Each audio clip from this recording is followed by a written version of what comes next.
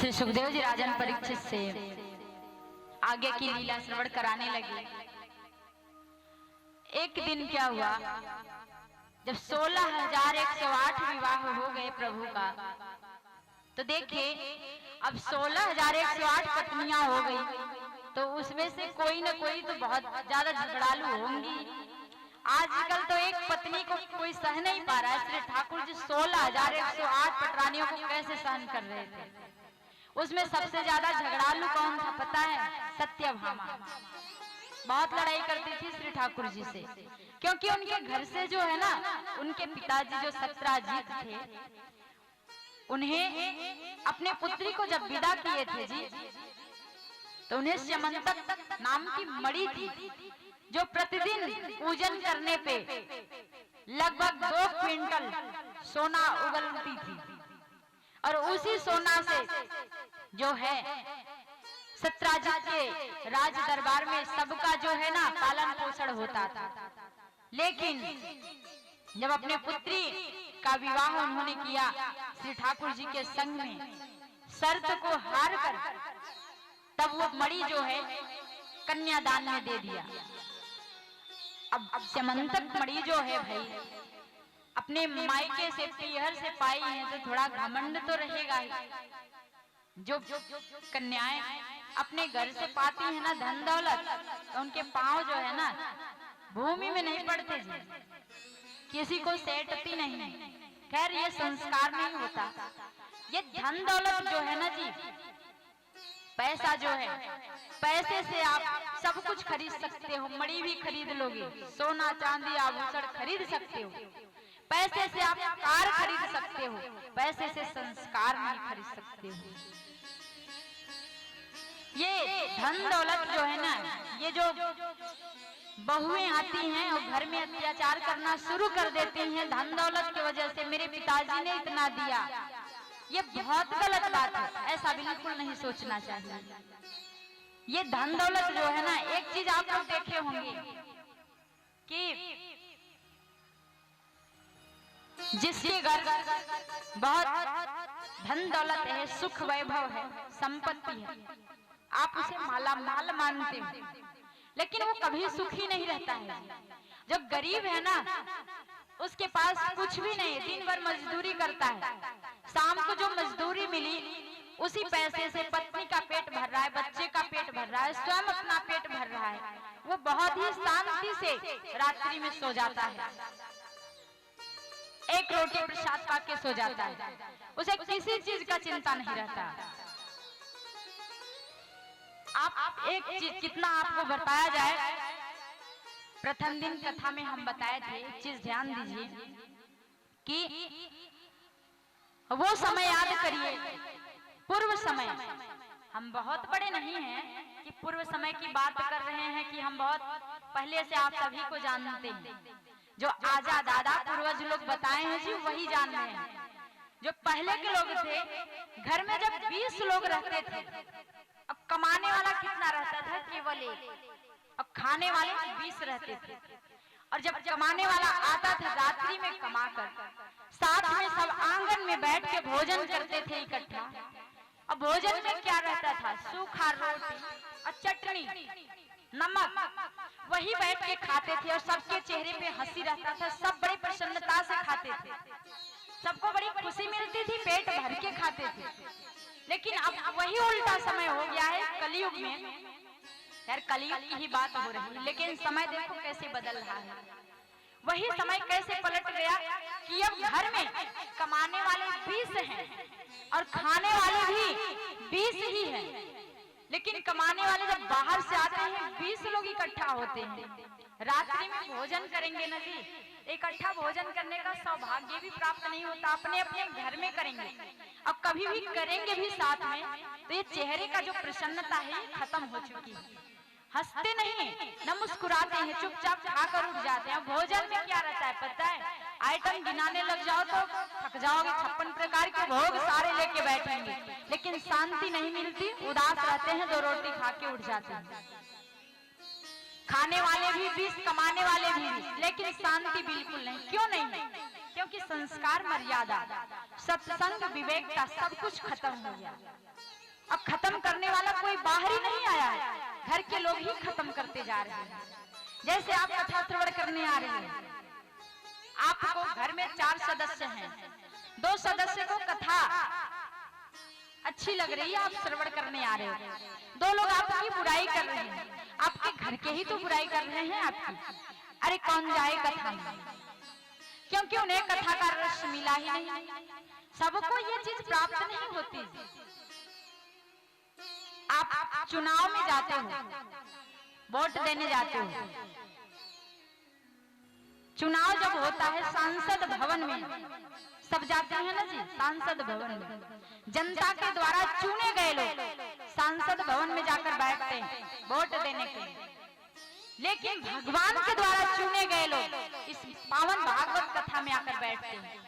आप लोग को ना भगवान चुनकर बनाए हैं। आप लोग जो बैठे हो ना, मेरे बुलाने से नहीं बैठे, ये श्री ठाकुर जी की जिस पर कृपा हुई वही आकर बैठे हैं। आप लोग सोच रहे होंगे व्यास गद्दी पे बैठ के बता रही हैं, हम लोग तो नीचे बैठे हैं। ऐसा कभी मत सोचना। पता है आप लोग कहाँ बैठे हो?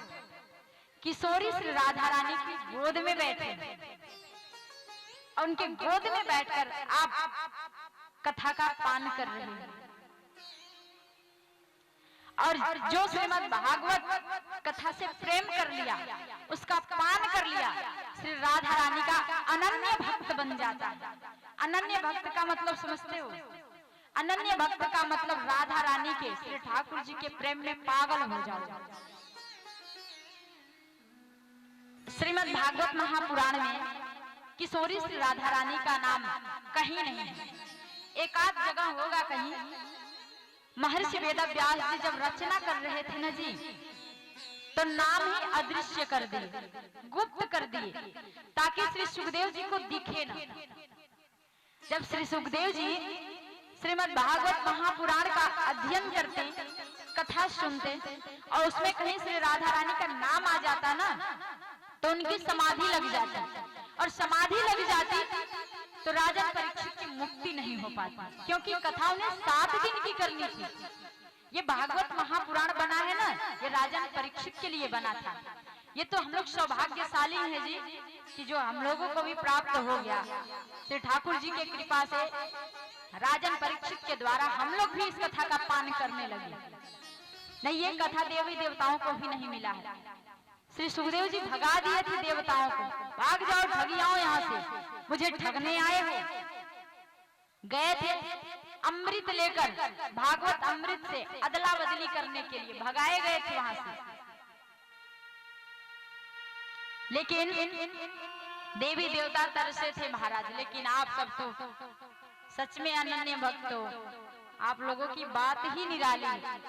इतने वर्ष से कथा का पान कर रहे हो, और देखिए श्रीमद् भागवत महापुराण, भागवत भासे भक्ति, गसे ज्ञान, वसे वैराग्य, तसे त्याग। आप इतने वर्ष से भागवत कथा का पान कर रहे हो, लेकिन एक ही चीज से महाराज हम दुखी हैं। 10 साल की भागवत कथा का पान कोई मामूली बात नहीं है, कोई मामूली बात नहीं है। अब तक ये जो 4 चीजें हैं ना, भक्ति, ज्ञान, वैराग्य, त्याग, काफी लोगों के अंदर आ जाना चाहिए था, लेकिन हमें किसी के अंदर नहीं दिखता। इस बात से हम दुखी हैं। भक्ति जब आ जाता है महाराज में, वो व्यक्ति साधारण नहीं रह जाता, तब तो वो भक्ति में ही बिल्कुल पागल हो जाएगा। अब भक्ति आ जाएगी ना जी, तो यहाँ सिकरी में नहीं रहोगे आप। भक्ति आ गई तब आप ज्ञानी बन जाओगे, और ज्ञानी बन जाओगे तो किसी को सेटोगे नहीं, उद्धव के जैसे। और जैसे ही ज्ञानी बने आप, वैराग्य आने में देर नहीं होगी। और जैसे ही आप वैरागी बन गए तो त्याग अपने आप आ जाएगा, आप इस सिकरी को छोड़ दोगे। देखिए, हम मानते हैं मानसिक रूप से आप यही वृंदावन बना लो, यही वृंदावन बना लो, लेकिन आप मुझे एक बात बताएं, यदि एक जगह रहने से हर चीज की आपको प्राप्ति हो जाए तो कहीं जाने की जरूरत नहीं। बच्चा घर पे पूरी पढ़ाई कर ले, लेकिन स्कूल जाने की क्या जरूरत है? फिर स्कूल जाए ही ना, स्कूल जाए ही ना, पूरा ज्ञान हम स्वयं घर पे प्राप्त कर रहे हैं। यदि ऐसा ही रहता, श्री ठाकुर जी मथुरा से गोकुल न जाते, गोकुल से वृंदावन न जाते, और न वृंदावन से पुनः मथुरा जाते। एक ही जगह मथुरा में उन्होंने सब लीला क्यों नहीं कर दिया? क्योंकि उन्हें आगे कुछ करना था अपने भक्तों के लिए।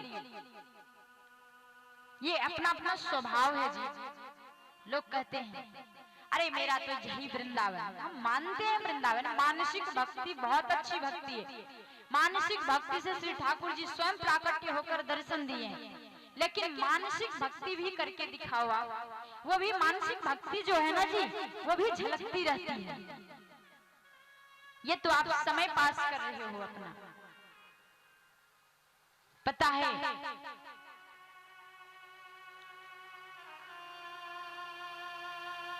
श्रीमद् भागवत महापुराण, ये जो हम कर रहे हैं आप सभी के आशीर्वाद से कर रहे थे, और जो होता है ना जी अच्छा ही होता है।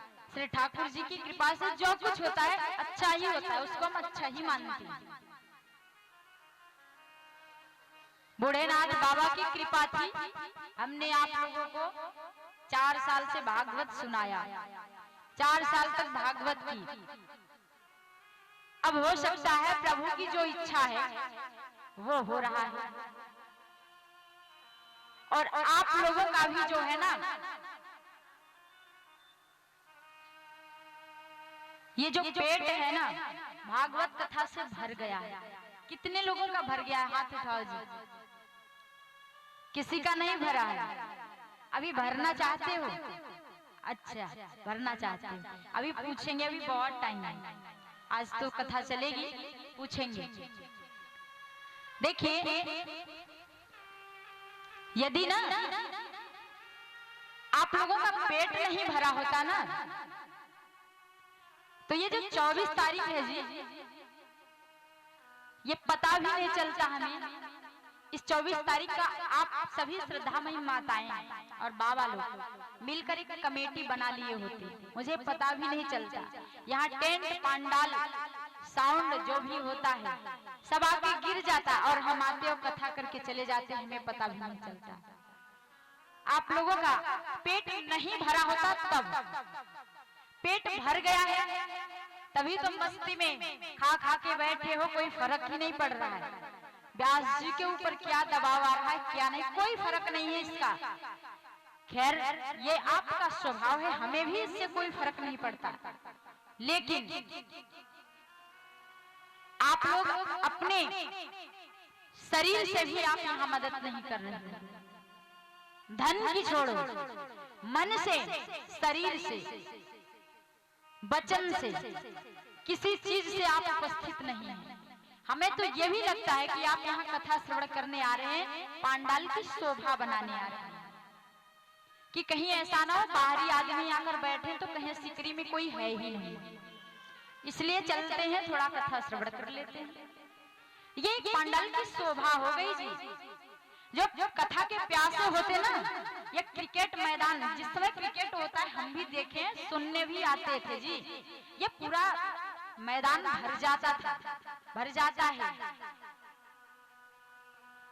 भर जाता था। लेकिन आज आप लोग कथा के रसिक होते, प्यासे होते, तो यहाँ ना ये धूल न दिखती, पैर रखने की जगह नहीं होती। हमें तो खाली इस बात से प्रसन्नता होती है कि चलो अपनी मेहनत से सब आए हैं, पांडाल में उपस्थित हैं, कथा का पान कर रहे हैं, हमें भी आनंद आ रहा है, अच्छा लग रहा है। ऐसा ही नजारा प्रत्येक वर्ष रहे। देखिए, सुनने में आया है कि व्यास जी बहुत पैसा कमा कमा के जा रहे हैं। आज ये बताएंगे कि कितना कमा के जा रहे हैं जी, और कितना यहाँ लुटा के जा रहे हैं, कितना क्या करके जा रहे हैं, कितना खर्च आता था, कितना आया है, बताएंगे।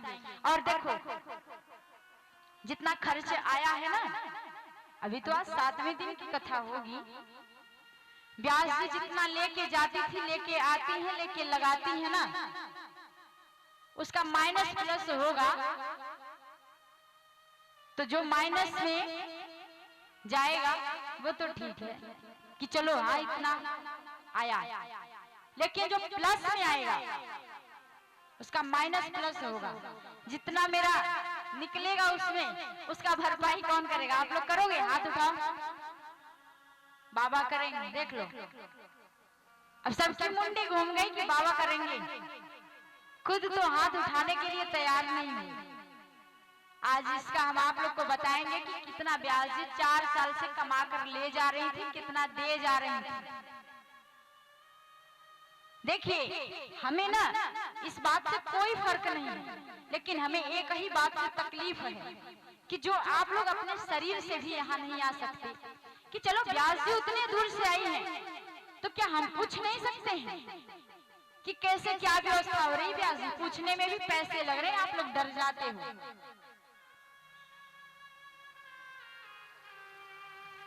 पता नहीं किस बात से डरते हो जी। मेरी तो बस यही इच्छा थी कि चलो ये अपने गांव की एक लीला है, महोत्सव है, रामलीला हो रहा है, कितना सुंदर लगता है। श्रीमद् भागवत महापुराण वृंदावन से चल के आया, 7 दिन तक श्रीमद् भागवत कथा हो रही है, 9 दिन तक रामलीला हो रही है। कौन सा गांव